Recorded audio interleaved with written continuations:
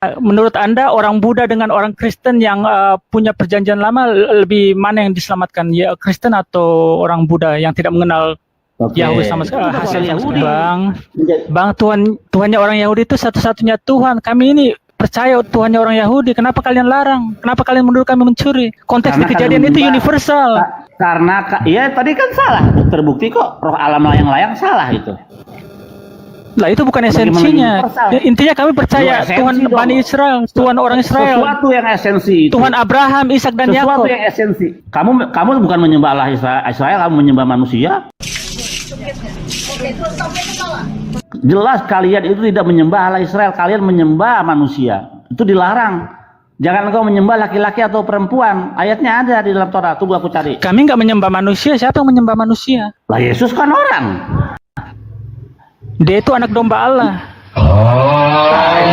Malah domba disembah.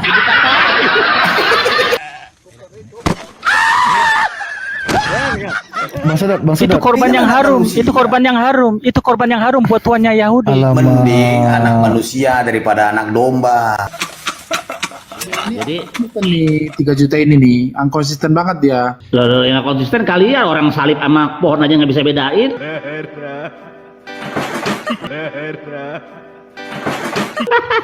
Ya konsisten kamu aja nggak bisa bedain antara pohon, kayu, dan salib. Bagaimana mau ngomong konsisten? Inilah kejahatan kalian Kristen yang membunuh nenek moyang saya. Bagus pertanyaannya. Saya paling kesel. Kejam banget ya. Kejam. 6 juta kalian bunuh dalam nama Yesus. Kalaupun itu benar, Itu Bang Bil. 3 juta, kalaupun itu benar, tahu nggak apa yang Tuhan Yesus akan katakan? Tuhan Yesus bilang, tidak semua orang yang berkata memanggilku Tuhan, Tuhan akan masuk ke dalam. Ya. Nah, kenapa bisa beribadah di masjid? Kenapa nggak ke gereja? Silahkan dijawab. Iya, itu dekret itu diputuskan oleh Rambam ya, ulama kami yang besar, dikatakan karena di dalam masjid itu tidak ada doktrin terutama menyembah kepada manusia, berhala gitu. Terus tidak ada patung yang melambangkan simbol-simbol pemujaan di dalamnya. Jadi boleh masuk ke situ. Namun demikian ke gereja itu boleh juga, tapi hanya sampai bayangan gentengnya saja. Karena kalau masuk ke dalam tidak boleh, karena ada apa di situ? Ada patung-patung berhala di dalamnya. Begitu. Jadi nggak boleh masuk gereja. Ya ampun Bu, jangan begitu dong Bu, saya dengar Bu. Kenapa sih Bu tahu Bu, dia pakai kerudung disuruh percaya Tuhan Yesus.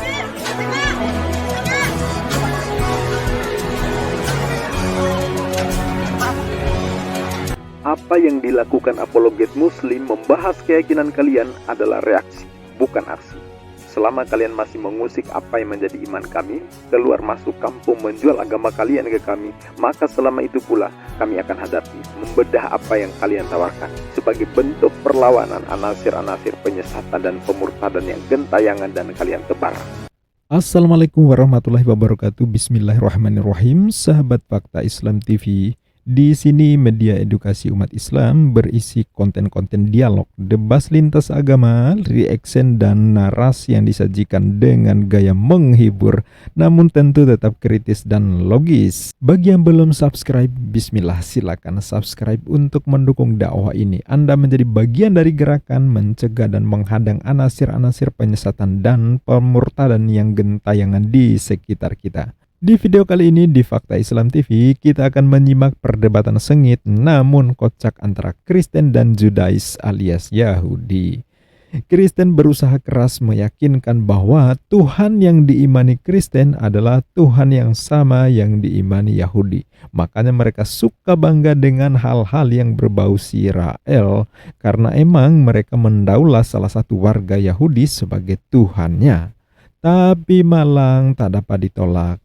Cinta Kristen ke Israel bertepuk sebelah tangan. Yahudi keras menolak klaim Oten itu. Rayuan Oten ke Yahudi tak disambut hangat. Bagi Yahudi, Oten menyembah manusia, yaitu Yesus anak Maria. Warga Yahudi itu manusia, bukan Tuhan. Bagi Yahudi, menyembah manusia itu kekejian karena mengimani ada ilah lain selain Hashem sang pencipta.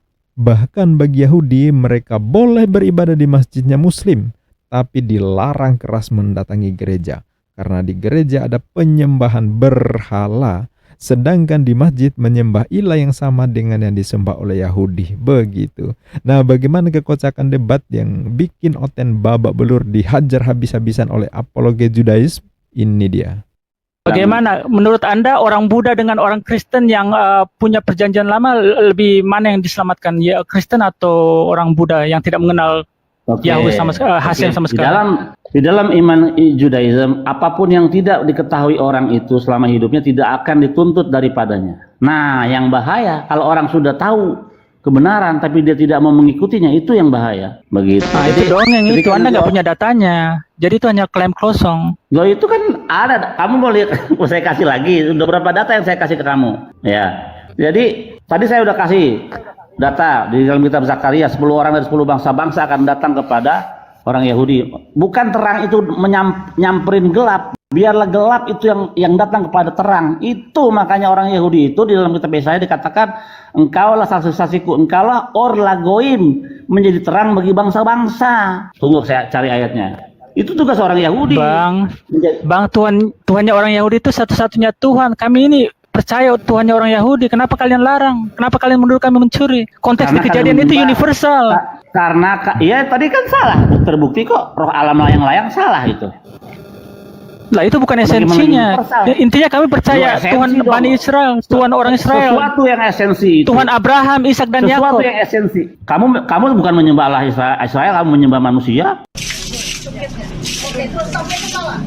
Jelas kalian itu tidak menyembah Allah Israel, kalian menyembah manusia. Itu dilarang. Jangan engkau menyembah laki-laki atau perempuan. Ayatnya ada di dalam Torah. Tunggu aku cari. Kami nggak menyembah manusia. Siapa yang menyembah manusia? Lah Yesus kan orang. Dia itu anak domba Allah. Parah malah domba disembah.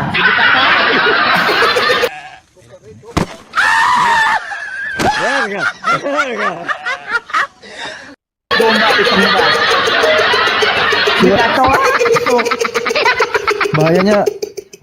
Bahayanya di sini Bang Sedot sebenarnya. Pada saat bukan kok dihina seperti domba. Ini kan penghinaan besar. Bang Sedot. Itu korban yang harum. Itu korban yang harum. Itu korban yang harum buat tuannya Yahudi. Mending anak manusia daripada anak domba.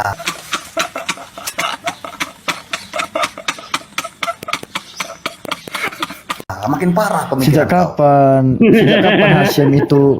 Itu terminologi. Om Billy pernah nggak? Bang 3 juta. Om Billy. Terminologi. Anak domba, anak domba Allah itu pernah satu itu ya. Satu Kenapa bagian. Dipisah-pisah anak domba Enggak, Allah. Bang Romen, dengarkan dulu baik-baik Bang Romen. Hashem itu nggak pernah minta korban bakaran itu berupa anak manusia. Betul. Iya, nggak pernah. Makanya Yesus dijuluki anak domba Allah. Nah, itu jurusnya, kan itu jurus gerejanya. Kok jurus gereja itu katanya Yohanes? Lihat ketika Yesus datang dia bilang, "Oh, lihatlah anak domba Allah yang menebus dosa manusia." Nah, kita lihat ke Dewa Molok. Dewa Molok mempersembahkan manusia. Molok. Janganlah engkau serahkan seorang anak untuk dipersembahkan sebagai korban bakaran kepada Dewa Molok. Waduh, kacau ini. Makanya yang perlu persembahan manusia itu cuma Dewa Molok di seluruh kitab Tanakh, ya. Nggak ada Tuhan Allah Israel itu mempersembahkan manusia, nggak boleh. Kekejian bagi Tuhan itu. Gitu.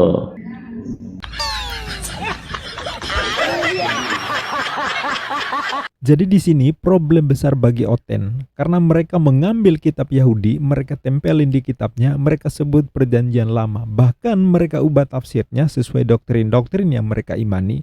Mereka klaim kitab Yahudi sebagai nubuat untuk kedatangan Yesus. Bahkan lebih jauh lagi, Yesus yang notabene-nya warga Yahudi mereka daulah sebagai Tuhan yang inkarnasi dalam rupa manusia. Padahal dalam iman Yahudi, dalam pengajaran Nabi Musa dan Nabi-Nabi Israel lainnya tidak pernah ada pengajaran macam Kristen. Makanya sampai hari ini di negara Israel, Kristen sangat dikucilkan, bahkan Yesus diingkari kenabiannya, apalagi ketuhanannya. Yesus itu tidak hanya manusia, dia juga Tuhan, ya. Iya, betul. Ya. Jadi begitu ya. Saya mungkin dia sebelumnya menyoroti yang tadi dijelasin yang 3 juta ini mengatakan kalau orang-orang yang belum mengenal Tuhannya Israel, mereka akan selamat juga gitu kan. Kalaupun mereka tidak mengenal, ya kalau begitu kenapa ada perintah, kenapa ada semacam siar, ada siar-siar, misalkan di Kristen ada siar Yahudi. siar Injil, di Islam ada Yahudi nggak siar. punya syiar.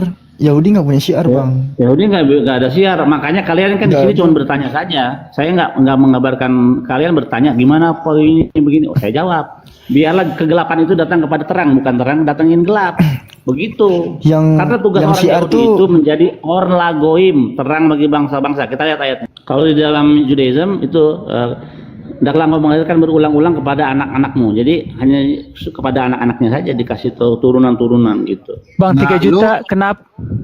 Emang 3 3 juta itu orang Israel secara fisik, secara Iya, saya keturunan dari ibu saya. Oke. Bagi bangsa, menjadi terang bagi bangsa-bangsa. Di mana tuh ayatnya ya?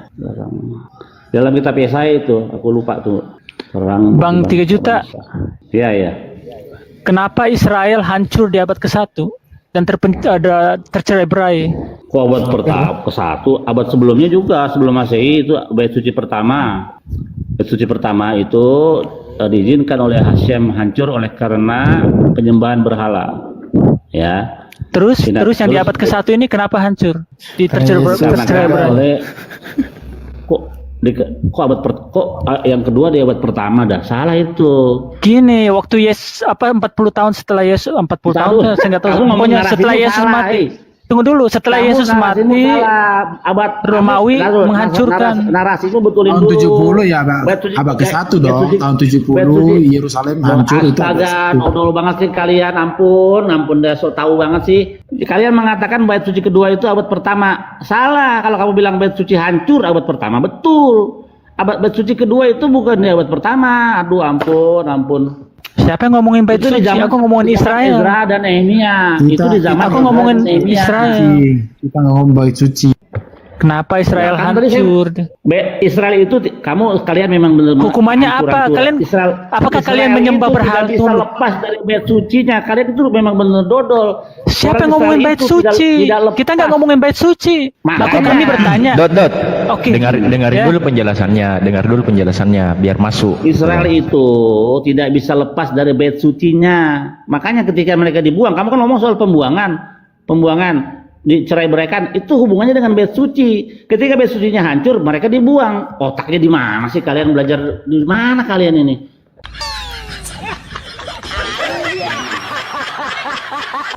Bait suci pertama hancur diizinkan oleh Hashem karena terpapar penyembahan berhala. Nah, baru mereka dibuang. Kemana dibuangnya setelah hancur? Siapa yang menghancurkannya? Raja Nebukadnezar. Dibuang kemana? Ke Babylon. Nggak ada baitnya, nggak ada kemahnya. Bang, biasakan fungsikan telinga 2, mulut 1, banyak yang mendengar dulu, Bang. Ngomong. Ya, jadi nih 3 juta ini nih, konsisten banget dia. Yang konsisten kalian, orang salib sama pohon aja nggak bisa bedain.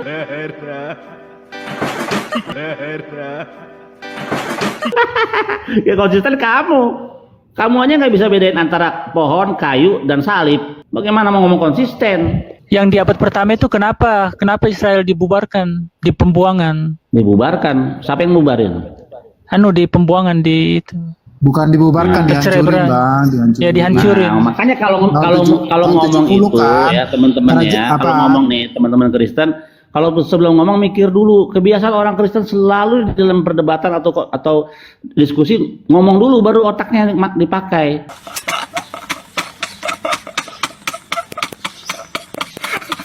Pikir dulu apa yang saya mau ngomongin ini.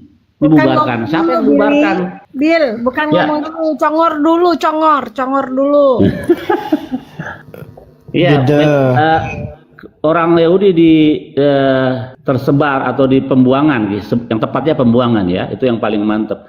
Orang Yahudi yang berada di pembuangan di abad pertama itu tahun 70 ya, itu kehancuran bait suci. Makanya kenapa saya bilang itu pusat daripada keyahudian itu adalah bait sucinya. Makanya kita akan melihat bait suci ketiga ini dibangun. Yesus kan sudah memprediksi kehancuran bait suci itu. I don't care Dia about bilang, Yesus, nggak ada Yesusan. Lu ngomong Yesus sama gua salah lo. Gua nggak percaya Yesus sebagai apapun kok. Lu ngomong ya tapi dia udah memprediksi itu. Ya, gue juga bisa memprediksi bapak lu ntar mati. Bisa gua memprediksi. Iya, tapi Karena semua bait orang akan suci mati. ini hancur. Bait suci Iya, ini karena semua hancur. orang akan mati gitu. Apa Yesus sudah alasannya mati. bait suci hancur? Apakah kalian menyembah berhala di abad pertama atau gimana? Abad pertama mati dah. Makanya kalau orang ngomong dengerin. Bait suci pertama hancur itu oleh karena penyembahan berhala, ya. Bait suci kedua diizinkan hancur oleh karena apa? Oleh karena sinat khinam, apa? Kebencian tanpa alasan sesama orang Yahudi. Beit dinnya, ya, apa namanya? Sanhedrinnya, pengadilan agamanya itu tidak berfungsi dengan baik. Banyak yang korupsi dan sebagainya. Karena kalian Makanya membunuh Yesus. yang membunuh Yesus siapa? Buka kitab Yohanes. Yang membunuh Yesus dengan tombak siapa? Tentara Roma. Mereka hanya ikut perintah. Mereka hanya ikut perintah dari Yahudi. Nah, yang menjajah Yahudi siapa yang menjajah Yahudi? Romawi. Romawi. Apakah ini otakmu? Terus kenapa? Coba buka. Nah, inilah kekoplakan Oten. Mereka seolah mempersoalkan kasus kematian Yesus yang dipersekusi Yahudi atau Algojo Romawi setelah pengadilan Pontius Pilatus yang memutuskan vonis itu. Nah, Yesus mati disiksa hingga digantung di salib. Tapi dalam doktrin mereka, Yesus adalah Tuhan yang datang ke dunia untuk mati menebus dosa mereka. Artinya, misi Yesus adalah misi Tuhan yang datang ke dunia untuk mati. Kalau emang harus mati, maka harus ada yang mematikan. Yesus kan naik sendiri ke tiang salib kan? Nggak naik sendiri, tapi harus dimatikan. Maka yang berperan untuk misi itu jelas iblis, Yudas Iskariot, ada pasukan Romawi, ada Pontius Pilatus. Sampailah pada kematian Yesus. Lah ngapain nyalakan Yahudi coba? Harusnya Oten berterima kasih kepada iblis, Yudas, Algojo, Pilatus. Karena jasa mereka lah Yesus dimatiin sehingga ada penebusan dosa yang mereka imani kebenarannya. Lah kalau marah-marah ke Yahudi tentu ini jadi aneh. Harusnya mereka senang Tuhannya dimatiin biar dosa mereka dihapus. Oten yang berbuat dosa, Tuhan yang menanggung hukuman mati. Kopla nggak? Dibukakan. Siapa yang membunuh Yesus? Coba kita bukakan. Kitab Yohanes 19 kalau nggak salah itu. Oke, sekarang saya tanya, siapa yang bunuh 7 juta Yahudi di Eropa? Apakah Hitler atau itu tentara-tentaranya aja? Kalau Hitler kan dia di kantor, dia kerja di kantor. Kenapa bisa dituduh? Yang membunuh orang-orang Yahudi adalah Kristen, paham? Siapa yang itu Hitler itu seorang Kristen, Katolik, dan siapa bapak gereja yang memacu dia untuk melakukan hal itu adalah Martin Luther. Di dalam suratnya ada 5 klausul dikatakan oleh dia, haruslah kalian membakar sinagog orang Yahudi, rumah-rumah mereka harus dibaratakan dengan tanah. Itu kerjaan bapak gereja.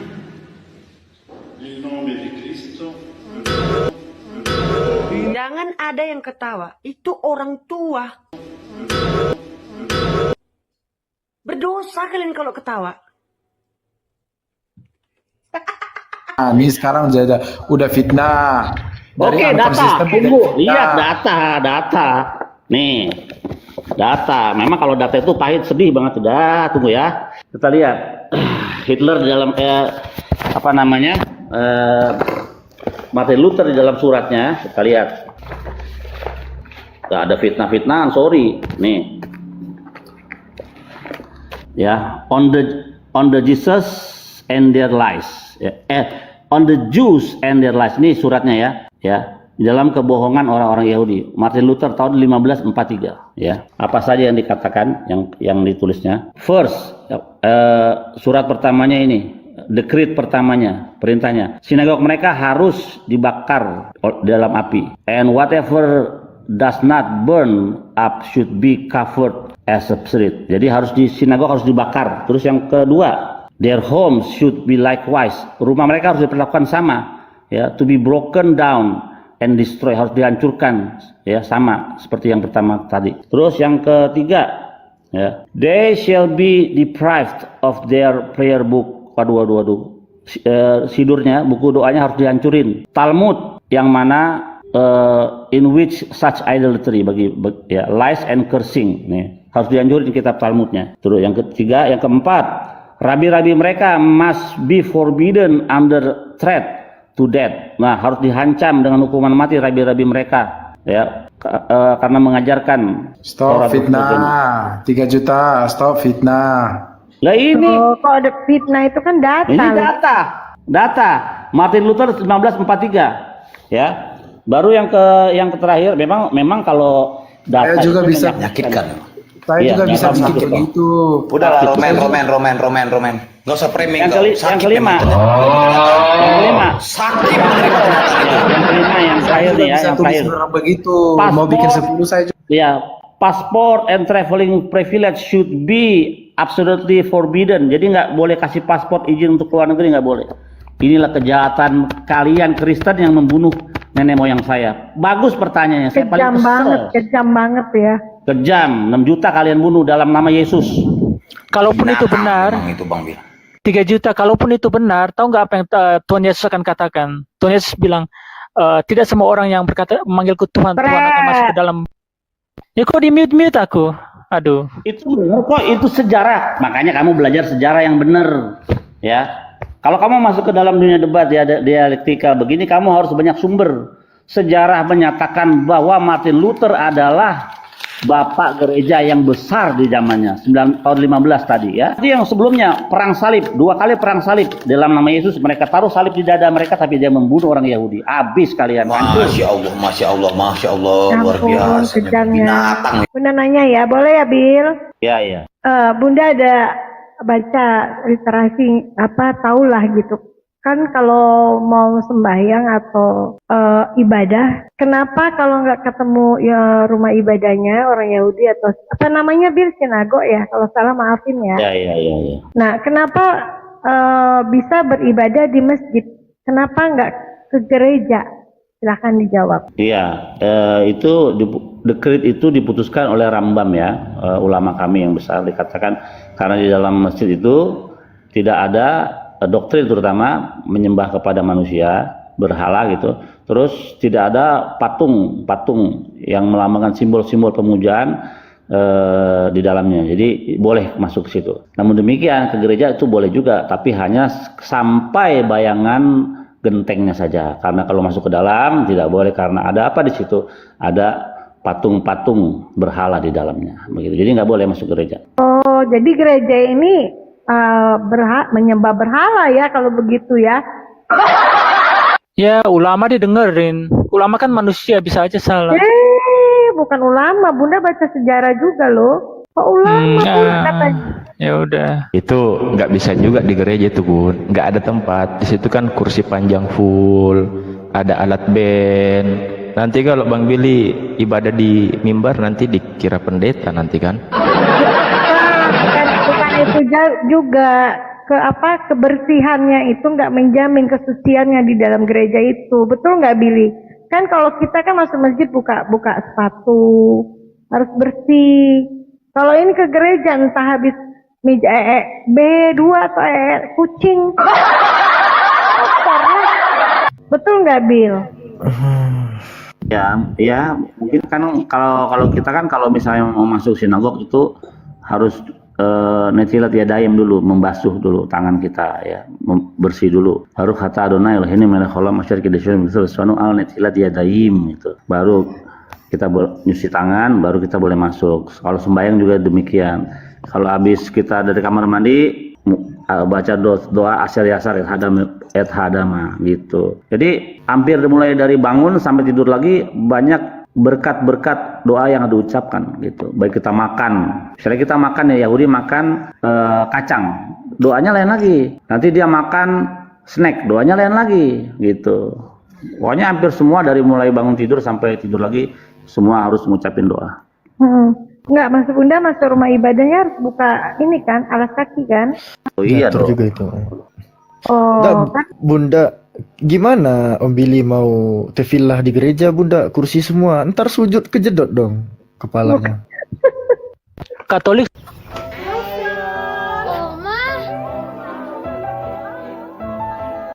sujud tuh banyak kursinya panjang-panjang tapi tetap sujud tuh aja. Karena udah ada bantalan di Itu bawah bukan di bawah- sujud, itu tiarap. Itu bukan sujud, itu tiarap namanya. Yang sujud itu orang ortodok, Katolik itu tiarap. Kok bisa Kamu bedain nggak mana pernah tiarap, ke mana sujudnya? gerejanya Katolik. Kamu nggak pernah ke gereja Katolik.